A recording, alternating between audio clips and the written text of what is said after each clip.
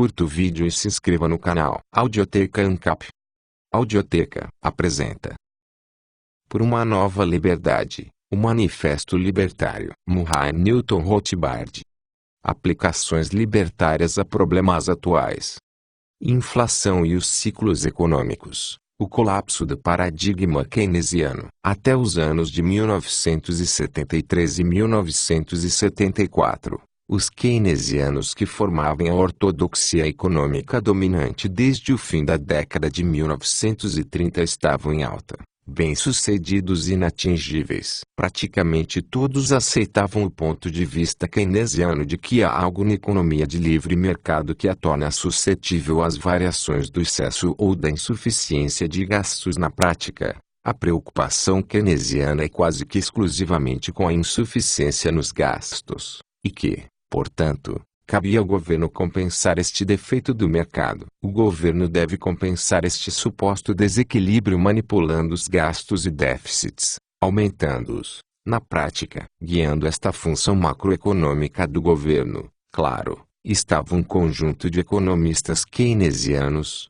o Conselho de Assessores Econômicos, que seriam capazes de fazer os ajustes na economia visando evitar a inflação ou a recessão, e regulamentar a quantidade total de gastos para assegurar uma continuidade no emprego da população sem que houvesse inflação. Foi nos anos de 1973 e 1974 que até mesmo os keynesianos se deram conta de que algo estava muito errado com este cenário confiante, e que era hora de se repensar os métodos. Pois não apenas os 40 e tantos anos dos ajustes keynesianos não haviam conseguido eliminar uma inflação crônica que havia se instalado com a Segunda Guerra Mundial, mas foi naqueles anos que a inflação subiu temporariamente até atingir uma cifra de 2 dígitos, cerca de 13% por ano. Não só isso. Também foi em 1973 e 1974 que os Estados Unidos entraram na depressão mais profunda e duradoura desde a década de 1930.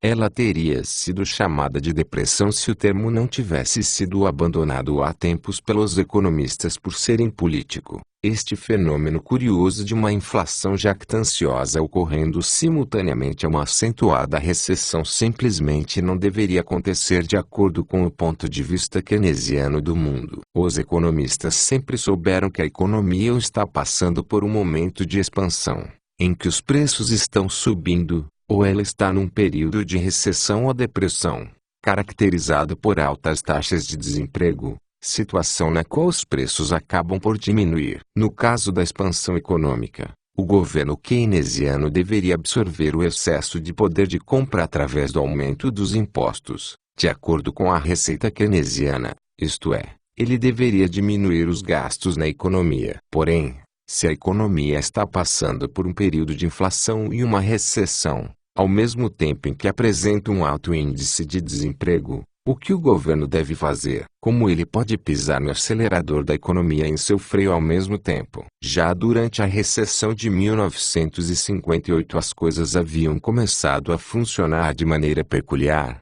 Pela primeira vez em meio a uma recessão os preços dos bens de consumo aumentaram, ainda que levemente. Era uma nuvem de pequenas dimensões, que parecia preocupar pouco os keynesianos. Os preços dos bens de consumo subiram, novamente, durante a recessão de 1966, porém esta era apenas uma recessão leve, que também não oferecia grandes motivos para preocupação. A grande inflação da recessão de 1969 a 1971, no entanto, teve um impacto considerável. Porém foi necessário que ocorresse a recessão acentuada que se iniciou com a inflação de 2 dígitos em 1973 e 1974 para que o estabelecimento econômico keynesiano fosse colocado num estado de desordem completa. Ela fez com que eles percebessem que não só seus ajustes haviam fracassado, mas também que o ciclo que supostamente estava morto e enterrado ainda estava entre nós. E a economia estava então num estado de inflação crônica,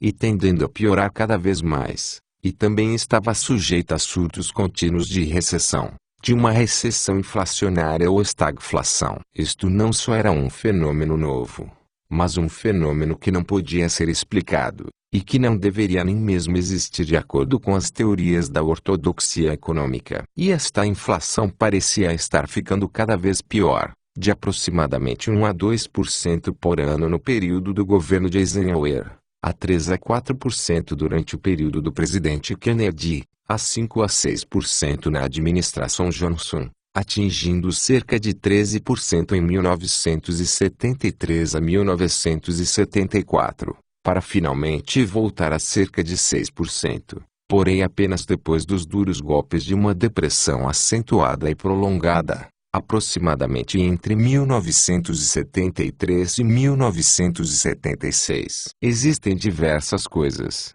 logo, que precisam ser explicadas quase que desesperadamente. 1. Qual o porquê desta inflação crônica e acelerada? 2. Por que a existência desta inflação mesmo durante profundas depressões econômicas? E, aproveitando o ensejo, seria importante explicar, se pudermos. 3. O porquê deste ciclo econômico. Por que se produziu este aparente ciclo sem fim de expansão e recessão? Felizmente, as respostas a estas questões foram fornecidas pela Escola Austríaca de Economia, tragicamente negligenciada, e sua teoria do dinheiro e do ciclo econômico, desenvolvida na Áustria por Ludwig von Mises e seu seguidor Friedrich Hayek, levada por Hayek a London School of Economics no início da década de 1930. Na realidade, a teoria austríaca do ciclo econômico de Hayek cativou os jovens economistas da Grã-Bretanha exatamente porque ela por si só oferecia uma explicação satisfatória a respeito da Grande Depressão daquela década. Futuros líderes keynesianos,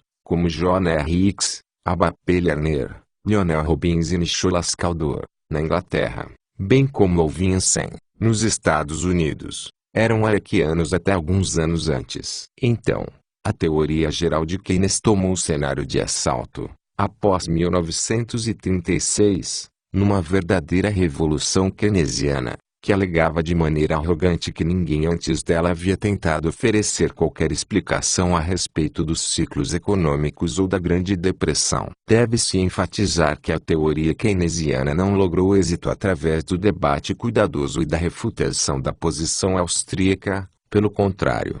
Como costuma ocorrer na história da ciência social, o keynesianismo simplesmente tornou-se a nova moda, e a teoria austríaca não foi refutada, mas simplesmente ignorada e esquecida. Por 4 décadas, a teoria austríaca foi mantida viva, sem ser lamentada, honrada ou louvada pela maior parte do mundo econômico. Apenas Mises, na Universidade de Nova York, e Hayek, em Chicago, e alguns de seus seguidores se mantinham fiéis a ela. Seguramente não é um fato acidental que o renascimento atual da teoria econômica austríaca coincidiu com o fenômeno da estagflação e do consequente esfacelamento a olhos vistos do paradigma keynesiano. Em 1974 realizou-se a primeira conferência depois de muitas décadas dos economistas da escola austríaca, no Royalton College, em Vermont. Posteriormente, naquele mesmo ano, a profissão dos economistas ficou estarrecida com a concessão do Prêmio Nobel a Hayek. Desde então,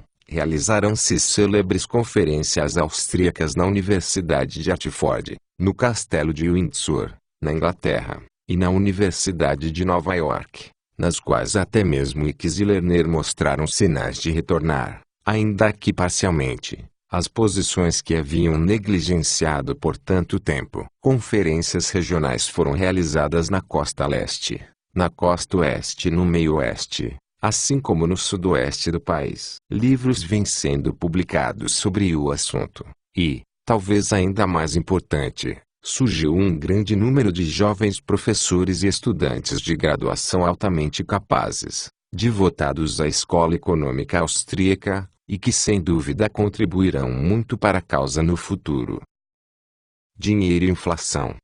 O que, então, nos tem a dizer sobre nosso problema essa ressurgente teoria austríaca? A primeira coisa a apontar é que a inflação nem é algo inevitavelmente inerente à economia, nem é um pré-requisito para um mundo crescente e próspero. Durante a maior parte do século XIX, com exceção dos anos da Guerra de 1812 e da Guerra Civil, os preços estavam caindo, e ainda assim a economia estava crescendo e sendo industrializada. Os preços em queda não desencorajaram de qualquer maneira a prosperidade na economia ou nos negócios. Assim, a queda de preços é aparentemente o funcionamento normal de uma economia de mercado crescente. Como é, portanto, que a própria ideia de uma queda contínua de preços é tão contrária à nossa experiência a ponto de ela parecer um mundo de sonhos totalmente fantasioso. Porque, desde a Segunda Guerra Mundial, os preços vêm subindo continuamente, e até mesmo velozmente,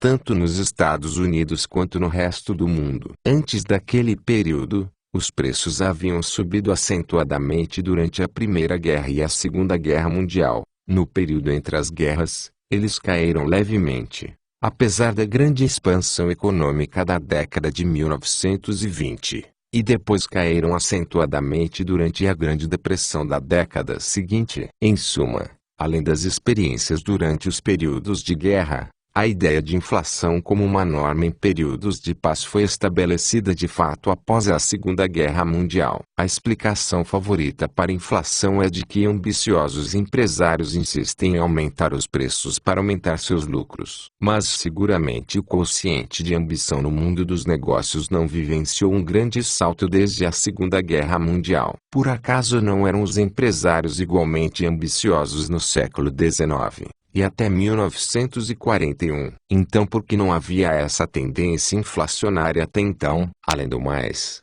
se os empresários são tão avarentos a ponto de aumentarem os preços em 10% por ano, por que param neste número? Por que esperam? Por que não aumentam os preços em 50%? Ou os dobram, triplicam, imediatamente? O que os está impedindo? Uma falha semelhante serve para rebater outra das explicações preferidas sobre a inflação, a de que os sindicatos insistem em salários mais altos, o que por sua vez faz com que os empresários aumentem os preços. Além do fato de que a inflação apareceu já nos tempos da Roma Antiga, muito antes do surgimento dos sindicatos, e além da falta de evidências que indiquem que os salários sindicalizados aumentem a um ritmo mais alto que aqueles que não são regulamentados pelos sindicatos, ou que o preço dos produtos produzidos por trabalhadores sindicalizados aumentam mais rapidamente que os produzidos por trabalhadores não sindicalizados, surge uma questão semelhante.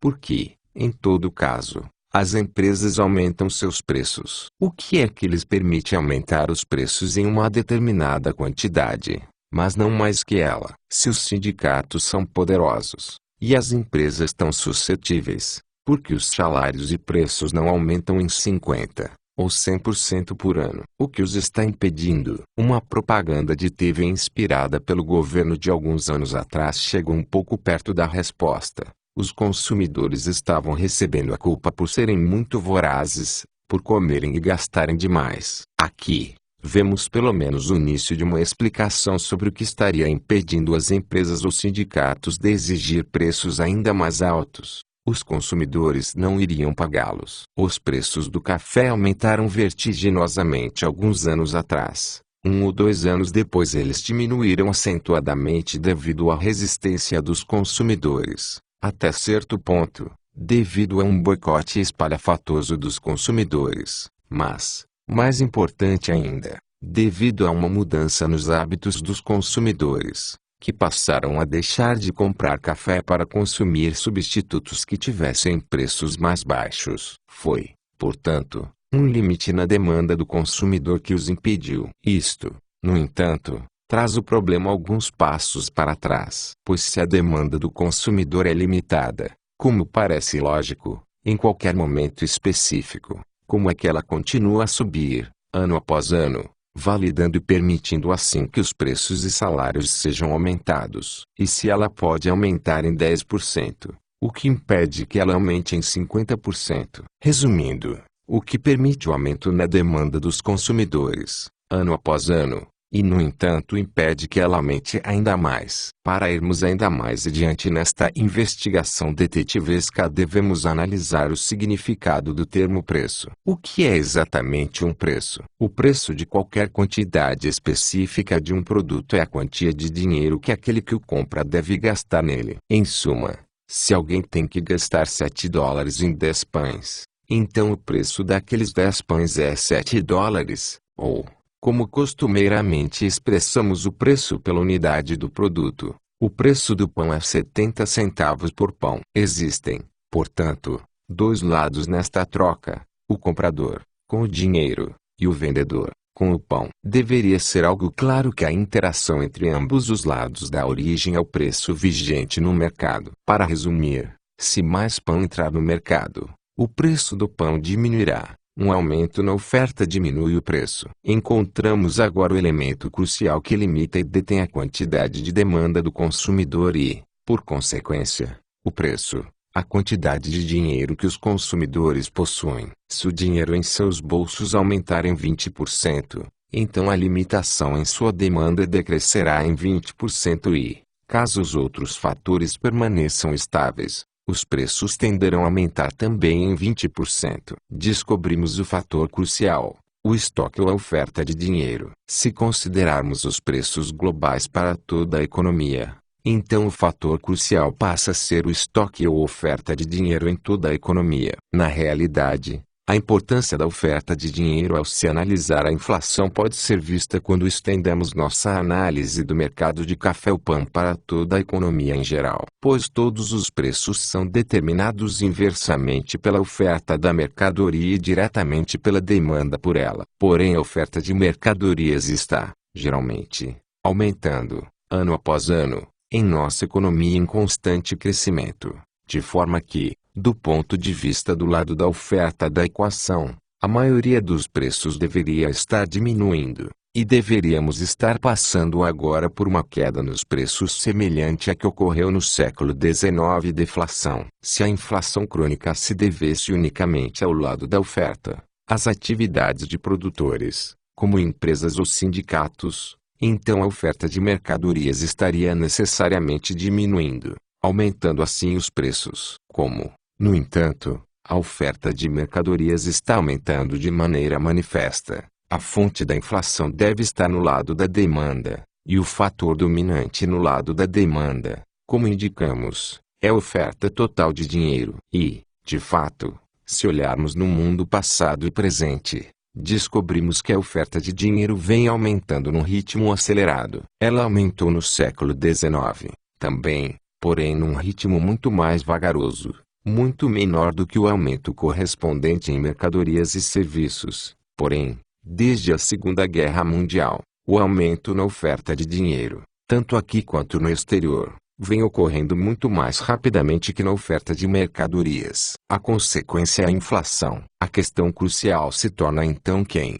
ou o que, controla e determina a oferta de dinheiro, e continua a aumentar sua quantidade, especialmente nas últimas décadas. Para responder esta questão, devemos primeiro considerar quanto dinheiro surge, em primeiro lugar, na economia de mercado. Pois o dinheiro surgiu primeiro no mercado à medida que os indivíduos começaram a escolher uma ou mais mercadorias para servir como dinheiro. As melhores mercadorias dinheiro são aquelas que estão em alta demanda, que têm um valor alto por unidade de peso, que são duráveis, pois podem ser armazenadas por um longo período de tempo, que são móveis, pois podem ser prontamente transportadas de um lugar para outro, e facilmente reconhecíveis, e que podem ser prontamente divididas em pequenas partes sem perder o seu valor. Ao longo dos séculos, diversos mercados e sociedades escolheram um grande número de mercadorias para servir como dinheiro, desde sal e açúcar,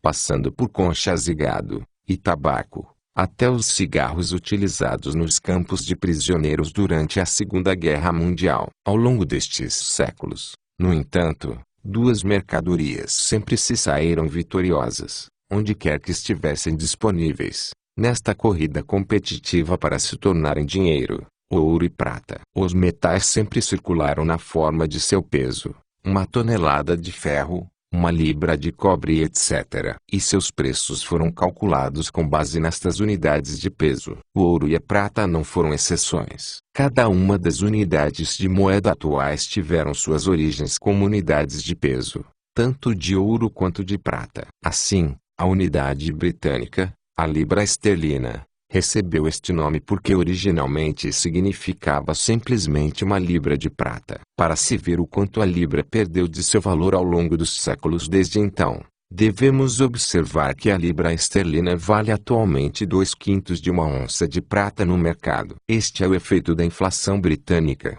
do enfraquecimento do valor da libra. O dólar era originalmente uma moeda boêmia que consistia de uma onça de prata. Posteriormente, o dólar passou a ser definido como 1/20 de uma onça de ouro. Quando uma sociedade ou um país passa a adotar uma determinada mercadoria como dinheiro, e sua unidade de peso se torna uma unidade de moeda, a unidade de cálculo na sua vida cotidiana, então diz-se que aquele país adotou aquele determinado padrão de mercadoria. Uma vez que os mercados entenderam universalmente que o ouro e a prata são os melhores padrões onde quer que eles estejam disponíveis, o curso natural destas economias é se basear no padrão ouro ou no padrão prata. Neste caso, a oferta de ouro é determinada pelas forças do mercado, pelas condições tecnológicas da oferta, os preços de outras mercadorias, etc. Desde que o mercado adotou pela primeira vez o ouro e a prata como dinheiro, o Estado se mobilizou para assumir o controle da função da oferta monetária, a função de determinar e criar a oferta de dinheiro na sociedade. Parece óbvio o porquê do Estado desejar fazê-lo. Isto significaria assumir o controle sobre a oferta de dinheiro do mercado e entregá-la a um grupo de pessoas encarregadas do aparato estatal. Porque eles querem fazê-lo também, é claro, eis uma alternativa à taxação, já que as vítimas de uma cobrança de impostos sempre consideram isto algo oneroso. Agora, portanto, os governantes do Estado podiam simplesmente criar seu próprio dinheiro e gastá-lo ou emprestá-lo a seus aliados favoritos. Nada disso era fácil até a descoberta da arte da impressão. Depois disso, o Estado pôde inventar meios de alterar a definição de dólar, libra, marco, etc., passando-os de unidades de peso de ouro ou prata para meros nomes dados a pedaços de papel impressos pelo governo central. Este governo podia, então, imprimi-los sem qualquer custo virtualmente à livre, e gastá-los ou emprestá-los da maneira que bem desejasse. Este processo complexo levou séculos para ser concluído, porém agora o estoque e a capacidade de emitir dinheiro estão totalmente nas mãos de todos os governos centrais. As consequências estão cada vez mais visíveis ao nosso redor. Consideremos o que aconteceria se o governo se dirigisse a um grupo de pessoas, digamos, a família Jones, e lhes dissesse: estamos lhes concedendo o poder absoluto e ilimitado de imprimir dólares, para determinar o número de dólares em circulação. E você terá um poder monopolista absoluto. Qualquer outro que ousar utilizar-se de tal poder será encarcerado durante muito tempo por se tratar de um falsificador mau e subversivo. Esperamos que utilize sabiamente este poder. Podemos muito bem prever o que a família Jones faria como este poder recém-adquirido. Inicialmente, eles o utilizariam de maneira lenta e cuidadosa, para pagar suas dívidas, talvez comprar para si alguns itens específicos que eles desejassem. Porém, uma vez acostumados com o inebriante vinho da possibilidade de imprimir sua própria moeda, eles logo começariam a utilizar ao máximo todo esse poder, comprando artigos de luxo, presenteando seus amigos, etc. O resultado seria um aumento contínuo e acelerado na oferta de dinheiro e, por consequência, uma inflação contínua e acelerada. É exatamente isto, no entanto, que os governos, todos os governos, fizeram. A exceção é que, no lugar de conceder o poder do monopólio da falsificação aos Jones ou a outras famílias, o governo concedeu este poder a si mesmo. Assim como o Estado reserva a si mesmo o poder monopolista do sequestro legalizado e o chama de alistamento militar obrigatório, assim como o governo adquiriu o monopólio do assalto legalizado e o chama de imposto, ele também adquiriu o poder monopolista de falsificar e o chama de aumentar a oferta de dólares, ou francos, marcos, ou o que seja, no lugar de um padrão ouro. Em vez de um dinheiro que surja a partir de um mercado livre cuja oferta seja determinada por ele, estamos vivendo sobre um padrão de moeda fiduciária, isto é, o dólar, o franco etc. São meros pedaços de papel que têm estes nomes impressos neles, e são emitidos livremente pelo governo central, pelo aparato estatal. Além disso, uma vez que o interesse de um falsificador é imprimir o máximo de dinheiro que ele puder sem sofrer as consequências de seus atos, o Estado igualmente imprimirá o máximo de dinheiro que ele puder, assim como ele também utilizará o poder de cobrar impostos da mesma maneira, para extrair o máximo de dinheiro que puder sem provocar demasiados lamentos de protesto. O controle governamental da oferta de dinheiro é inerentemente inflacionário, portanto, pelo mesmo motivo que qualquer sistema no qual um grupo de pessoas obtém o controle sobre a impressão de dinheiro está fadado a ser inflacionário. O Federal Reserve e o sistema bancário de reservas fracionárias. Inflacionar a moeda simplesmente através da impressão de mais dinheiro, no entanto, é atualmente considerado algo antiquado. Um dos motivos é que isto é óbvio demais. Com muitas notas de alta denominação circulando, o público pode ter a ideia incômoda de que a causa desta inflação indesejada é o fato do governo estar imprimindo todas as notas, e o governo corre assim o risco de perder esse poder. Em vez disso, os governos desenvolverão uma maneira muito mais complexa e bem menos aparente de fazer a mesma coisa: organizar aumentos na oferta de dinheiro, visando dar a eles mesmos mais dinheiro para gastar e subsidiar determinados grupos políticos. A ideia era a seguinte: em vez de enfatizar a impressão de dinheiro, manter os dólares, marcos ou francos de papel como dinheiro básico, a moeda de curso legal, e então piramidar por cima de tudo isso uma moeda a cheque, ou depósitos em conta corrente,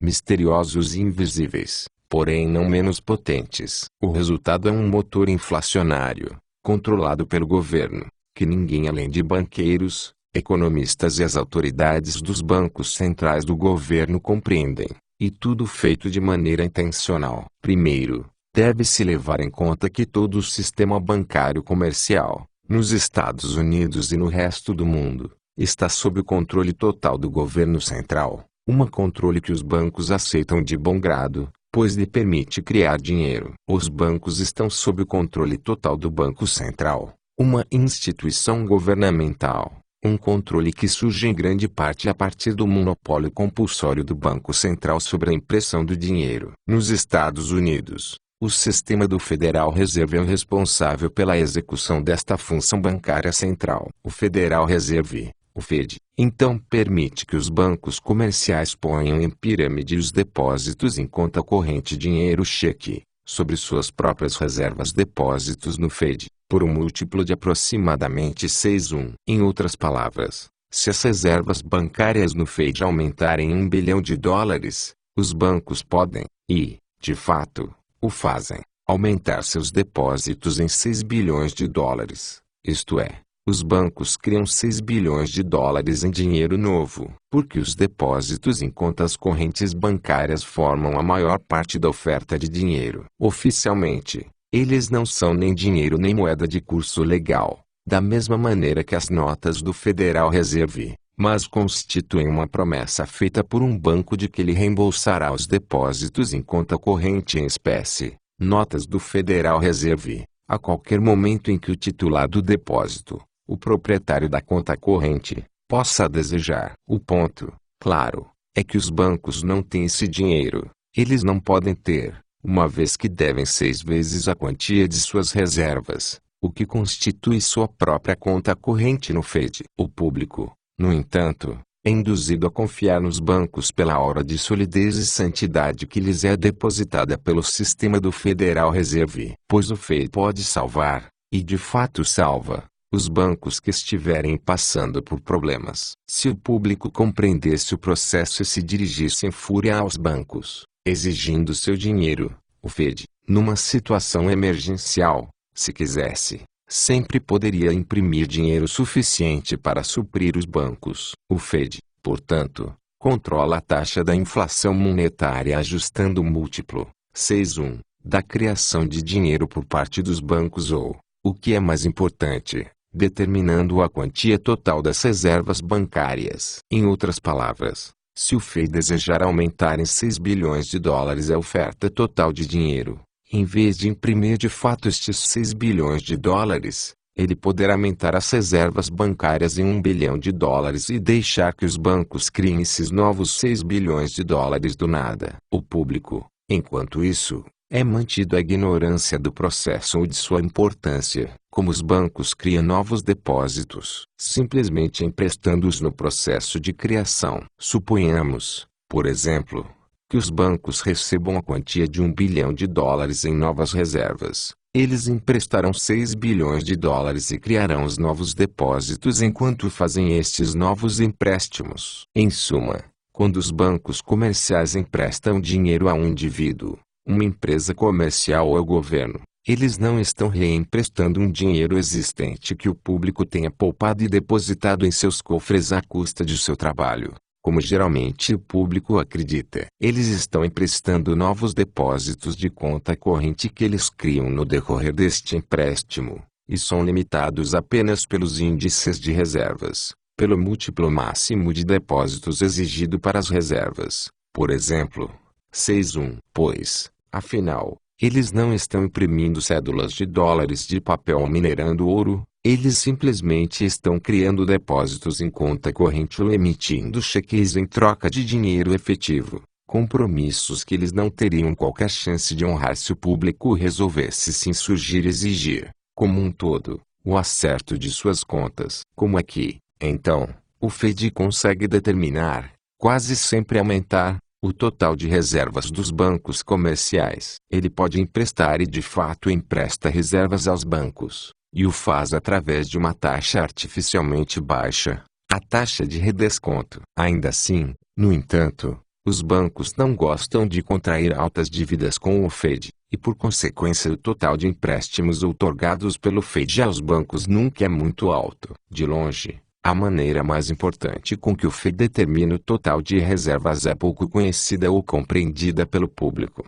o método das compras do mercado aberto. O que isto significa, basicamente, é que o Federal Reserve vai ao mercado aberto e compra um ativo. A rigor, não importa que tipo de ativo o FED compre, pode ser, por exemplo, uma calculadora de 20 dólares. Suponhamos que o FED compre uma calculadora da X Electronics por 20 dólares. O FED adquire uma calculadora, porém o ponto crucial, para nossa análise, é que a X Electronics adquiria um cheque de 20 dólares do Banco Federal Reserve. O FED, no entanto, não permite que cidadãos privados abram contas correntes, apenas outros bancos e o próprio governo federal. A X Electronics, portanto, pode apenas fazer uma coisa com seu cheque de 20 dólares, depositá-lo em seu próprio banco, digamos, o Banco Acme. Neste ponto, ocorre outra transação. A X recebe um aumento de 20 dólares em sua conta corrente,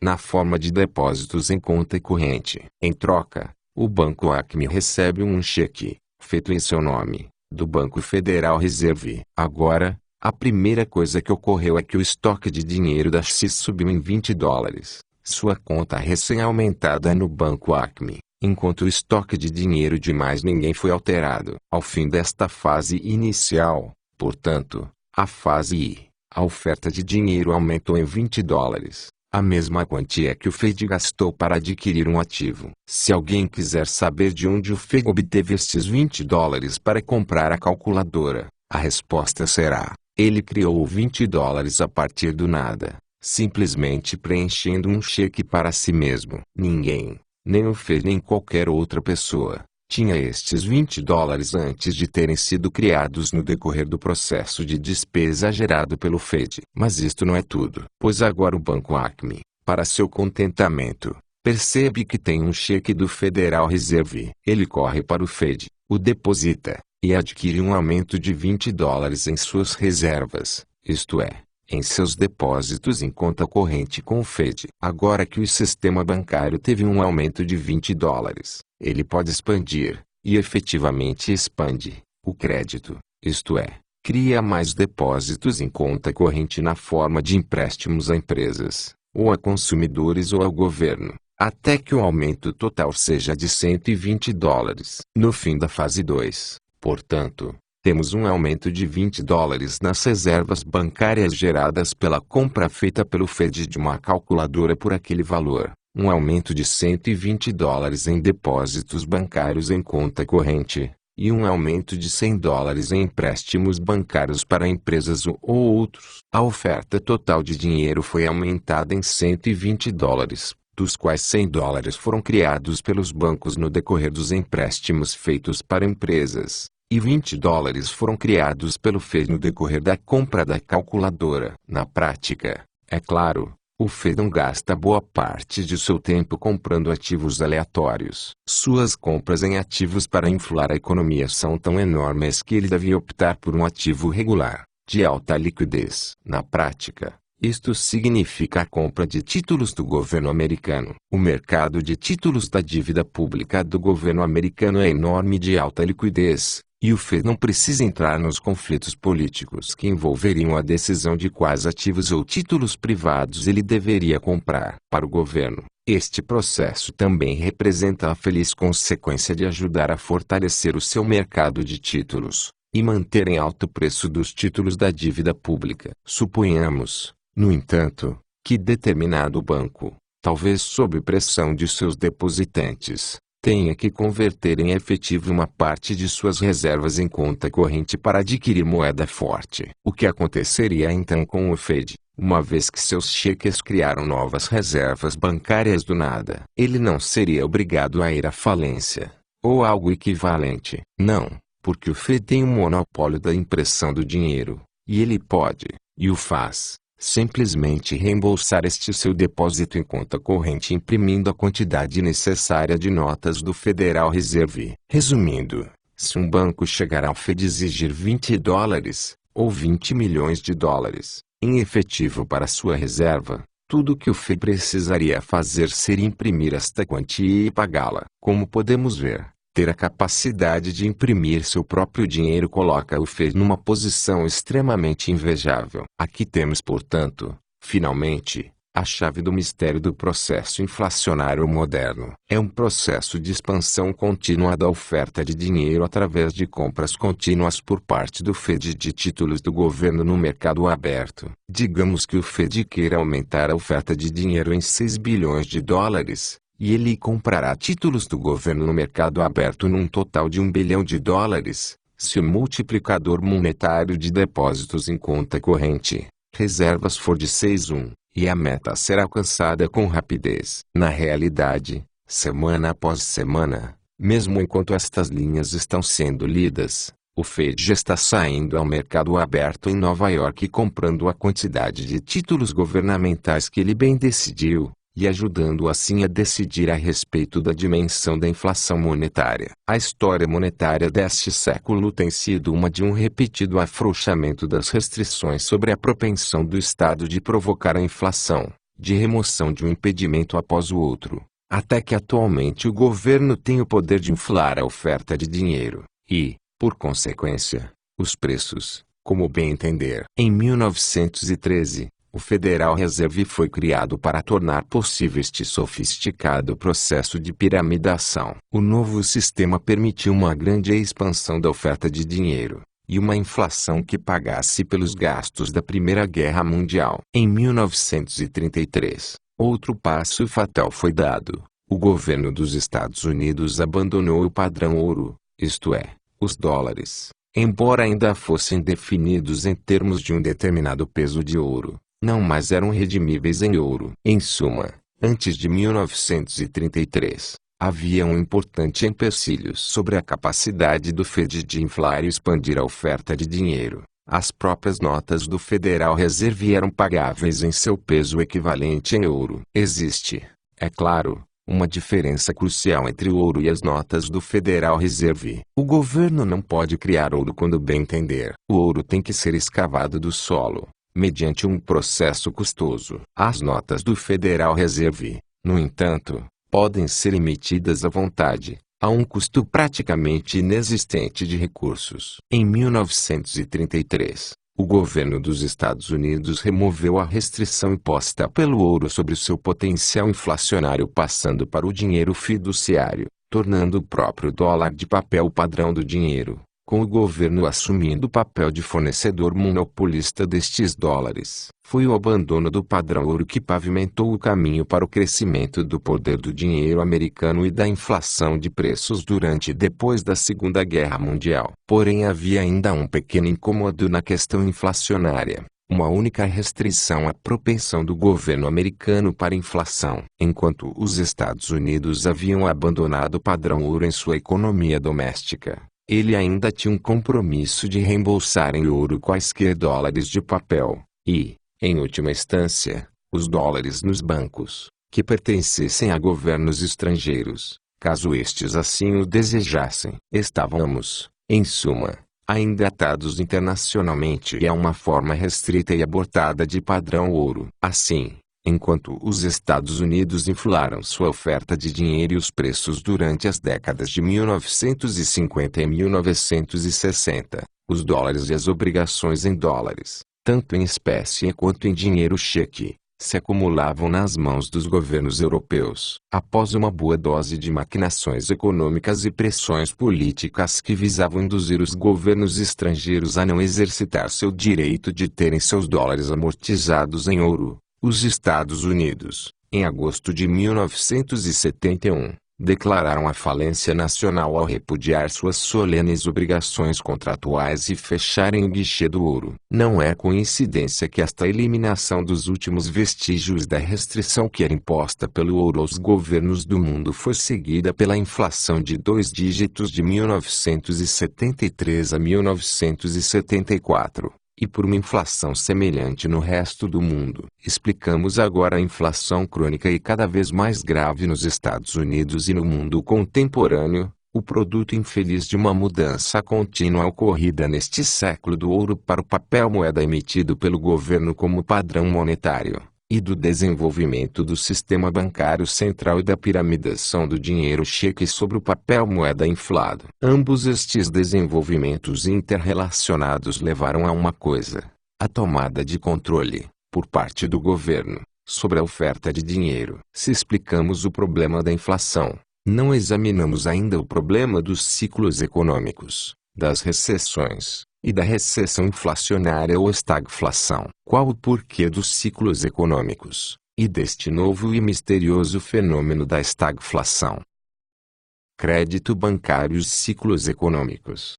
Os ciclos econômicos surgiram no mundo ocidental na última parte do século XVIII. Era um fenômeno curioso, pois não parecia haver qualquer motivo para ele, e, de fato, ele não havia existido até então. Os ciclos econômicos consistiam de uma série regularmente recorrente, embora não estritamente periódica, de expansões e recessões econômicas, de períodos inflacionários marcados pelo aumento das atividades econômicas, altas taxas de emprego e altos preços, seguidos por recessões ou depressões caracterizadas por um declínio nas atividades econômicas, altas taxas de desemprego e um declínio nos preços, e então, após este período de recessão, um novo período de recuperação ao qual se seguia uma nova fase de expansão econômica. A priori, não há motivo para se esperar este tipo de padrão cíclico na atividade econômica. Existirá, obviamente, ondas cíclicas em determinados tipos de atividade. Desta forma, o ciclo de 7 anos dos gafanhotos provocará um ciclo de 7 anos nas atividades de combate à praga dos gafanhotos, na produção de venenos e equipamentos para combatê-los, etc. Porém, não há motivo para se esperar ciclos de crescimento e declínio na economia em geral. Na realidade, existiria um motivo para se esperar justamente o contrário, pois o mercado livre costuma funcionar de maneira suave e eficiente, e, especialmente, sem este acúmulo maciço de erros como os que ficam evidentes quando um período de crescimento econômico artificial repentinamente dá origem a um declínio econômico e ocorrem as grandes perdas. E, de fato, antes do fim do século XVIII não existiam, no geral, estes tipos de ciclos. Geralmente, A economia era conduzida de maneira uniforme e equilibrada até que ocorresse uma repentina interrupção que afetasse. Uma fome causada por algum problema na produção de trigo causava um colapso num país cuja economia dependia da agricultura. O rei se apropriava da maior parte do dinheiro que estava nas mãos dos financistas, causando uma depressão repentina. Uma guerra interrompia os padrões de relações comerciais. Em cada um destes casos, havia um golpe específico ao comércio realizado por uma causa única e facilmente identificável, sem que se fosse necessário procurar a fundo por uma explicação. Então a que se deve este novo fenômeno dos ciclos econômicos? Era algo patente que os ciclos ocorriam nas regiões mais avançadas, economicamente, de cada país, nas cidades portuárias, nas áreas mais envolvidas em comércio e com os centros mais avançados de produção e atividade ao redor do mundo. Dois fenômenos diferentes e vitalmente importantes começaram a surgir, numa escala significativa, na Europa Ocidental durante este período, mais especificamente nos centros mais avançados de produção e comércio: a industrialização e o sistema bancário comercial. O sistema bancário comercial era do mesmo tipo de sistema bancário de reservas fracionárias que analisamos anteriormente, com Londres como o local do primeiro banco central do mundo, o Banco da Inglaterra, que se originou na virada do século XVIII. No século seguinte, na nova disciplina da economia e entre escritores e comentadores financeiros, dois tipos de teorias começaram a surgir tentando explicar este fenômeno novo e indesejado: aquelas que colocavam o foco da culpa na existência da indústria, e aquelas que centravam no sistema bancário. As primeiras, em suma, acreditavam que a responsabilidade pelos ciclos econômicos estava nas profundezas da economia de livre mercado, e era fácil para estes economistas pedir ou pela abolição do mercado, Karl Marx, por exemplo, ou por um controle e uma regulamentação drástica por parte do governo, visando aliviar estes ciclos, Lord Keynes, por exemplo. Por outro lado, aqueles economistas que acreditavam que o problema estava no sistema bancário de reservas fracionárias colocavam a culpa não na economia de mercado, mas sim numa área, o dinheiro e o sistema bancário, que até mesmo o liberalismo clássico inglês jamais havia desassociado de um forte controle governamental. Até mesmo no século XIX, portanto, colocar a culpa nos bancos era, essencialmente, culpar o governo por estes ciclos de crescimentos e retrocessos. Não podemos entrar em detalhes aqui a respeito das inúmeras falácias das escolas de pensamento que culpam a economia de mercado pelos ciclos. É suficiente dizer que estas teorias não conseguem explicar o aumento dos preços nos períodos de crescimento ou a queda deles nos períodos de recessão, nem o acúmulo maciço de erros que surgem repentinamente na forma de perdas graves quando este crescimento se transforma em retrocesso. Os primeiros economistas a desenvolver uma teoria dos ciclos centrada no dinheiro e no sistema bancário foram um economista inglês clássico do século XIX,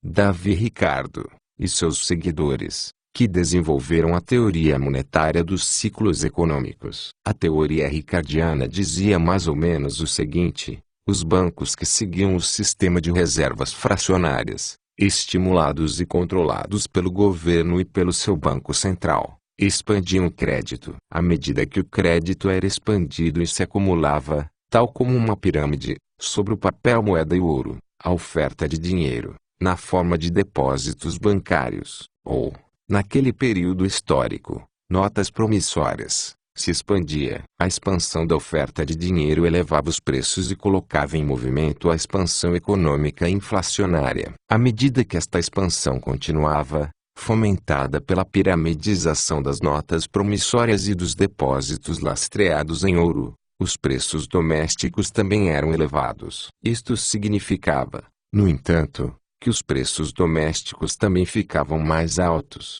e ainda mais altos que os preços das mercadorias importadas, a tal ponto que as importações aumentavam e as exportações diminuíam. Surgia assim um déficit na balança de pagamentos, que era ampliado, e que tinha de ser pago através do ouro que escoava do país inflacionário e ia para os países com moeda forte. Porém, À medida que este ouro escoava, a pirâmide formada pela expansão monetária e bancária começava a ficar cada vez mais instável, e os bancos corriam cada vez mais o risco de irem à falência. Finalmente, os governos e os bancos eram obrigados a frear sua expansão, e, para se salvarem, os bancos eram obrigados a reduzir seus empréstimos e os depósitos em conta corrente. A mudança repentina da expansão do crédito bancário para sua contração inverteu o cenário econômico e a recessão seguiu-se rapidamente à expansão. Os bancos foram obrigados a agir com maior parcimônia, e os negócios e as atividades econômicas sofreram à medida que aumentou a pressão pelo pagamento das dívidas e pela contração. A queda na oferta de dinheiro,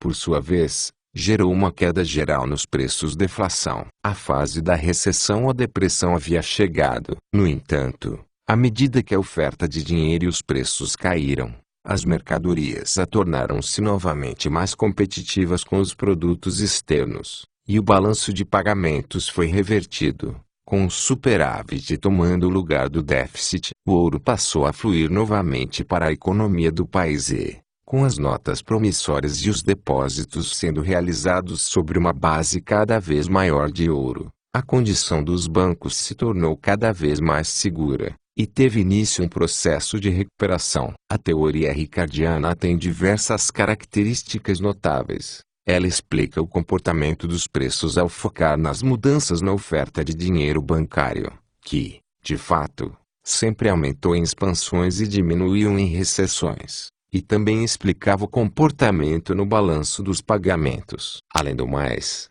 ela associava as expansões e recessões econômicas, de modo que uma recessão passava a ser vista como uma consequência da expansão que a antecedeu. E não apenas uma consequência, mas um meio saudável de se ajustar a economia a uma intervenção insensata que havia criado a expansão econômica inflacionária. Resumindo, pela primeira vez, o retrocesso econômico deixou de ser visto como uma espécie de visita do inferno ou uma catástrofe gerada pelas maquinações secretas de uma economia de mercado industrializada. Os ricardianos perceberam que o principal dos males era a expansão econômica inflacionária precedente provocada pela intervenção governamental no sistema monetário e bancário, e que a recessão, por mais indesejáveis que fossem os seus sintomas, era na realidade um processo necessário de ajuste pelo qual a expansão intervencionista era eliminada do sistema econômico. A depressão é o processo através do qual a economia de mercado se ajusta,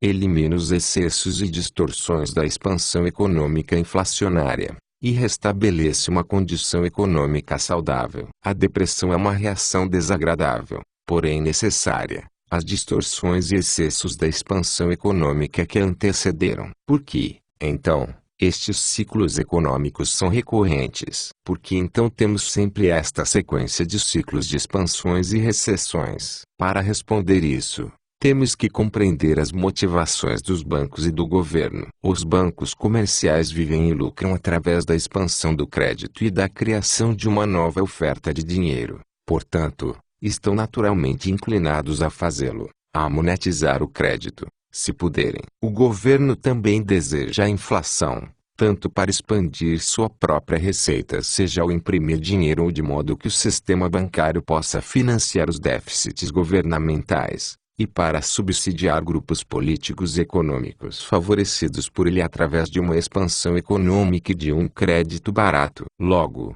sabemos o porquê destas expansões econômicas terem seu início. O governo e os bancos têm que recuar quando vem a ameaça de um desastre e a chegada de um ponto de crise. Porém, à medida que o ouro volta a entrar no país, a condição dos bancos se torna mais saudável, e quando estes já se recuperaram, passam a estar numa posição de confiança suficiente para retornar à sua tendência natural de inflar a oferta de dinheiro e crédito. E assim a próxima expansão econômica se põe a caminho, plantando as sementes para a próxima recessão inevitável. Assim, a teoria ricardiana também explicava a recorrência contínua dos ciclos econômicos. Ela não explicava, no entanto, duas coisas. Primeiro, e mais importante, Ela não conseguia explicar o acúmulo maciço de erros que os empresários repentinamente percebem ter cometido quando a crise chega e a recessão toma o lugar da expansão econômica. Pois os empresários são treinados para fazer previsões bem-sucedidas,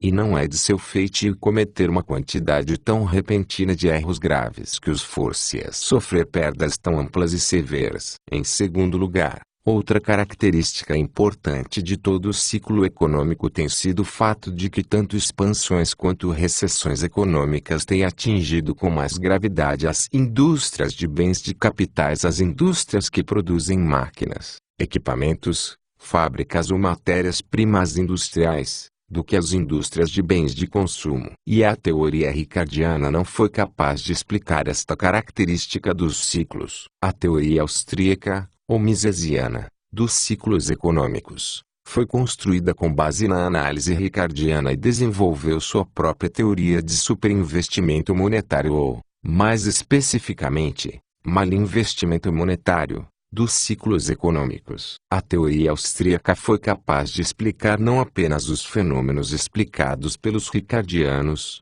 mas também o acúmulo de erros e a maior intensidade dos ciclos de bens de capitais. E, como veremos, é a única capaz de compreender o fenômeno moderno da estagflação. Mises começou como os ricardianos. O governo e seu banco central estimulam a expansão de crédito bancário ao adquirir ativos e aumentar assim suas reservas bancárias. Os bancos então passam a expandir o crédito e, por consequência, a oferta de dinheiros da nação na forma de depósitos em conta corrente, uma vez que as notas promissórias virtualmente desapareceram. Tal como os ricardianos, Mises viu que essa expansão do dinheiro bancário elevava os preços e causava inflação. Porém, como Mises apontou, os ricardianos subestimaram as consequências infelizes da inflação do crédito bancário, pois algo ainda mais sinistro estava ocorrendo. A expansão do crédito bancário não apenas eleva os preços, ela também abaixa artificialmente a taxa de juros, e manda assim sinais enganosos aos empresários,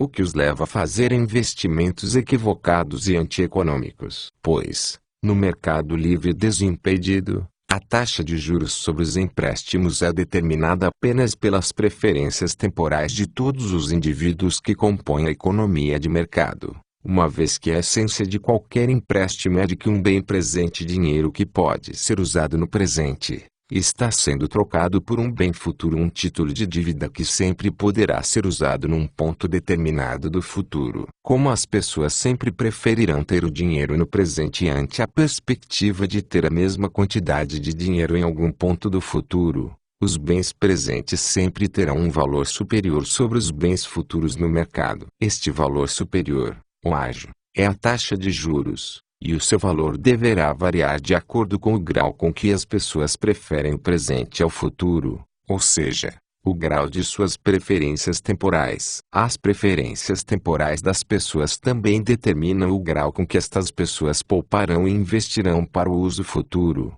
comparado com o quanto elas consomem no presente. Se as preferências temporais das pessoas diminuírem, ou seja, se o seu grau de preferência do presente sobre o futuro declinar, as pessoas tenderão a consumir menos agora e investir mais. Ao mesmo tempo, e pelos mesmos motivos, a taxa de juros, a taxa de desconto temporal, também diminuirá. O crescimento econômico surge em grande parte como resultado das quedas nas taxas de preferência temporal, o que acarreta um aumento na proporção das economias e dos investimentos no consumo, bem como uma queda na taxa de juros. Porém, o que acontece quando a taxa de juros não cai devido a uma diminuição voluntária nas preferências temporais e um aumento das economias por parte do público, mas sim devido a uma interferência governamental que promoveu a expansão do crédito e do dinheiro eletrônico criado pelo sistema bancário. Pois o novo dinheiro na conta corrente criado no decorrer dos empréstimos bancários às empresas entrará no mercado como um fornecedor de empréstimos e,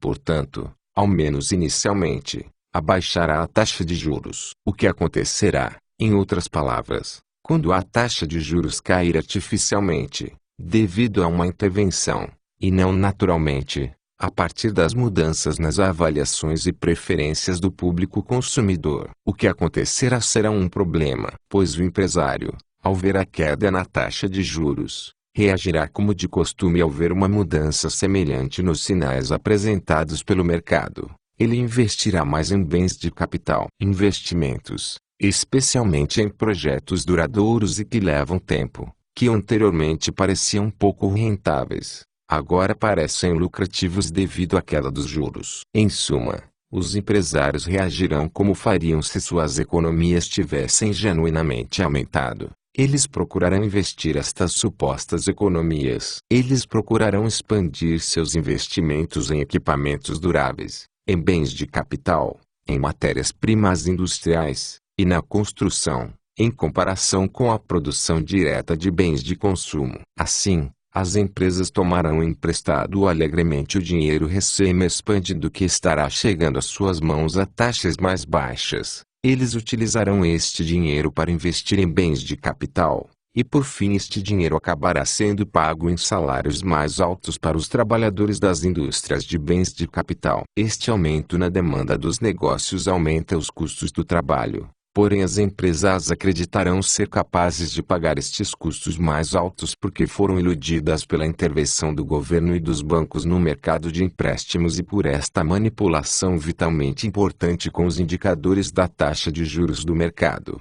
Indicadores que determinam quantos recursos deverão ser dedicados à produção de bens de capital e quantos deverão ser dedicados aos bens de consumo. Os problemas surgem quando os trabalhadores começarem a gastar o novo dinheiro bancário que receberam na forma de salários mais altos, pois as preferências temporais do público não foram de fato reduzidas. O público não quer poupar mais do que ele tem. Assim, os trabalhadores procurarão consumir a maior parte de seus salários. Em suma, para restabelecer as antigas proporções consumo-poupança, isto significa que eles passarão agora a redirecionar seus gastos na economia de volta para a indústria de bens de consumo, e não pouparão e investirão o suficiente para comprar as máquinas, equipamentos de capital, matérias-primas industriais etc., recém-produzidos. Esta falta de poupança e investimento suficiente para comprar todos os bens de capital nos preços esperados existentes se revelará na forma de uma depressão repentina e aguda nas indústrias de bens de capital,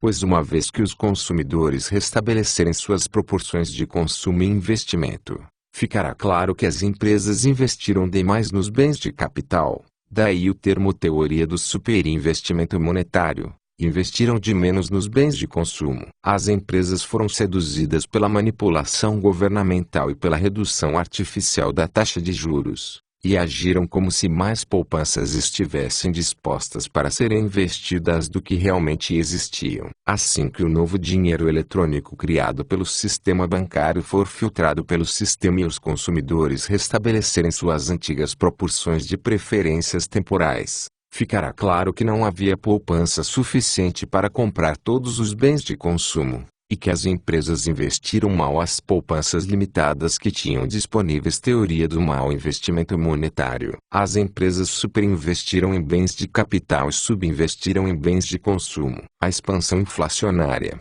portanto, leva a distorções no sistema de preços e de produção. Os preços da mão de obra, da matéria-prima e do maquinário nas indústrias de bens de capital são elevados demais durante o período da expansão para gerarem lucro quando os consumidores puderem novamente restabelecer suas antigas preferências de consumo, investimento. A depressão, portanto, é vista, com maior intensidade do que na teoria ricardiana, como um período necessário e saudável durante o qual a economia de mercado abandona e liquida os investimentos insalubres e antieconômicos do período de expansão econômica, e restabelece aquelas proporções entre consumo e investimento que são realmente desejadas pelos consumidores. A depressão é o processo doloroso, porém necessário, através do qual o mercado livre se livra dos excessos e erros do período de expansão econômica e restabelece a economia de mercado em sua função de um serviço eficiente à grande massa de consumidores. Já que os preços dos fatores de produção,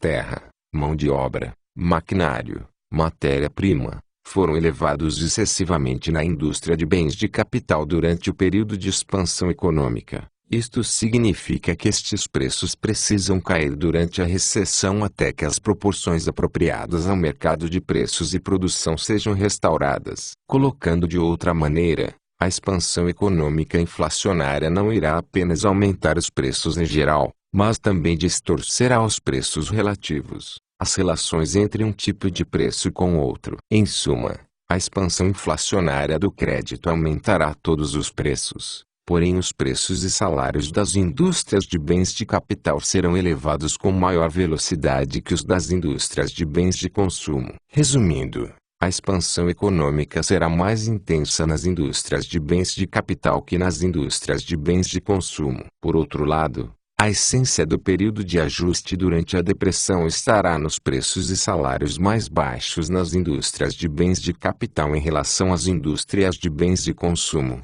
visando induzir os recursos a migrar do inchaço existente nas indústrias de bens de capital para escassez nas indústrias de bens de consumo. Todos os preços em geral cairão, devido à contração do crédito bancário. Porém os preços e os salários dos bens de capital cairão com maior intensidade que os bens de consumo. Em resumo, tanto o período de expansão quanto o de recessão serão mais intensos para a indústria de bens de capital que para a indústria de bens de consumo. Assim, explicamos a maior intensidade dos ciclos econômicos naquele primeiro tipo de indústria. Parece, no entanto, haver uma falha nesta teoria, pois, uma vez que os trabalhadores recebem este aumento de dinheiro na forma de salários mais altos de forma razoavelmente rápida, e começam então a restabelecer suas desejadas proporções de consumidor-investimento, como é possível que as expansões econômicas continuem por anos a fio sem sofrer um revés,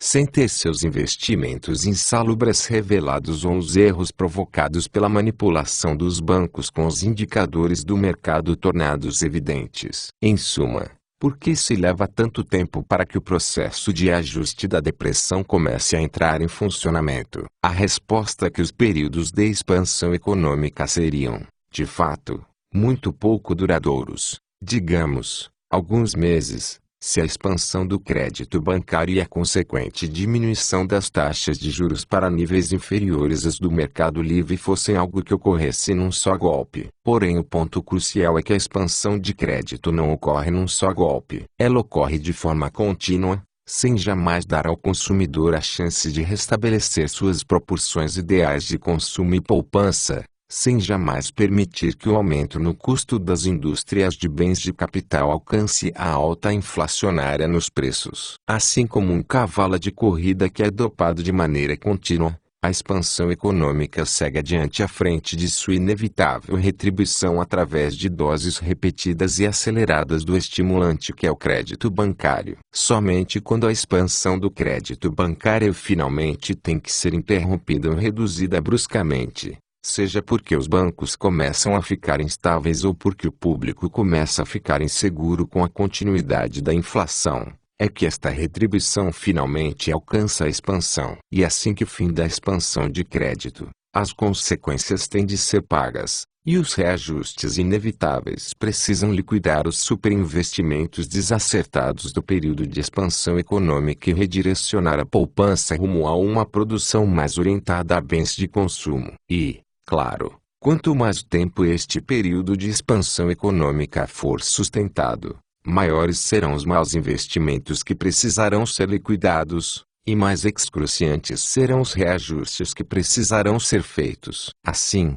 a teoria austríaca explica o acúmulo maciço de erros superinvestimentos nas indústrias de bens de capital revelados repentinamente através da interrupção do estímulo artificial da expansão de crédito, e a maior intensidade da expansão e recessão econômicas nas indústrias de bens de capital do que nas indústrias de bens de consumo. Sua explicação para a recorrência, para o início do ciclo seguinte de expansão, é semelhante à da teoria ricardiana, uma vez que as liquidações e as falências foram superadas, e os ajustes de preço e produção foram completos, a economia e os bancos voltam a se recuperar, e os bancos podem voltar a se dedicar a retornar ao seu curso natural e desejável de expansão do crédito. E o que dizer da explicação austríaca, a única apresentada, a respeito da estagflação? Como é que, durante as recessões recentes, os preços continuaram a subir? Devemos primeiro corrigir esta afirmação apontando que foram especificamente os preços dos bens de consumo que continuaram a subir durante as recessões, que isto confundiu o público ao dar-lhe o pior de ambos os mundos ao mesmo tempo, uma alta taxa de desemprego e um aumento no custo de vida. Assim, durante a depressão mais recente, de 1974 a 1976, os preços dos bens de consumo aumentaram rapidamente, porém os preços no atacado permaneceram estáveis, enquanto os preços da matéria-prima industrial caíram rápido e substancialmente. Então, como é possível que o custo de vida continue a subir nas recessões atuais? Voltemos e examinemos o que aconteceu com os preços no ciclo de expansão e recessão clássico ou à moda antiga, pré-Segunda Guerra Mundial, em que durante as expansões econômicas a oferta de dinheiro era elevada, os preços em geral eram elevados. Porém os preços dos bens de capital subiam mais do que os de bens de consumo, atraindo assim recursos que seriam destinados às indústrias de bens de consumo para as indústrias de bens de capital. Resumindo, abstraindo-se os aumentos de preço em geral, relativos uns aos outros, os preços dos bens de capital aumentaram e os preços dos bens de consumo diminuíram durante o período de expansão econômica artificial. O que aconteceu na recessão que se seguiu a ele? A situação oposta. A oferta de dinheiro diminuiu, e os preços em geral diminuíram. Porém os preços dos bens de capital diminuíram mais do que os dos bens de consumo, extraindo recursos das indústrias de bens de capital para as indústrias de bens de consumo. Resumindo, abstraindo-se as quedas de preço em geral, relativas umas às outras, os preços dos bens de capital diminuíram e os preços dos bens de consumo aumentaram durante o período de recessão. O ponto austríaco é que este cenário dos preços relativos durante os períodos de expansão e recessão econômicas ainda vem ocorrendo de maneira inalterada. Durante as expansões, os preços dos bens de capital ainda aumentam e os preços dos bens de consumo ainda diminuem, quando comparados uns aos outros, e vice-versa. Durante a recessão, a diferença é que um novo mundo monetário chegou, como indicamos no início deste capítulo, pois agora o padrão ouro foi eliminado, e o Banco Central pode aumentar, e efetivamente aumenta, a oferta de dinheiro o tempo inteiro, esteja a economia passando por um período de expansão ou recessão. Não ocorreu uma contração na oferta de dinheiro desde o início da década de 1930, e provavelmente não ocorrerá alguma no futuro próximo. Portanto, agora que a oferta de dinheiro está sempre aumentando, os preços em geral estarão sempre aumentando, por vezes mais vagarosamente, por vezes mais rapidamente. Em resumo, na recessão clássica, os preços dos bens de consumo sempre estavam subindo quando comparados aos bens de capital. Assim, se os preços dos bens de consumo aumentassem em 10% devido a uma recessão específica, e os preços dos bens de capital diminuíssem em 30%, os primeiros estavam aumentando substancialmente em termos relativos. Porém, do ponto de vista do consumidor, a queda no custo de vida foi muito bem-vinda. E de fato foi uma cobertura de açúcar sobre a amarga pílula da recessão ou depressão. Até mesmo durante a Grande Depressão da década de 1930, com taxas altíssimas de desemprego, aqueles que compunham os 75 a 80% da força de trabalho ainda empregados podiam desfrutar de preços relativamente baratos para seus bens de consumo. Atualmente, no entanto, com os ajustes keynesianos em ação, a camada de açúcar foi removida da pílula amarga. Agora que a oferta de dinheiro, e, por consequência, os preços em geral, jamais pode diminuir, o aumento nos preços relativos dos bens de consumo durante uma recessão atingirá o consumidor também na forma de um aumento visível nos preços nominais. Seu custo de vida agora aumentará durante uma depressão,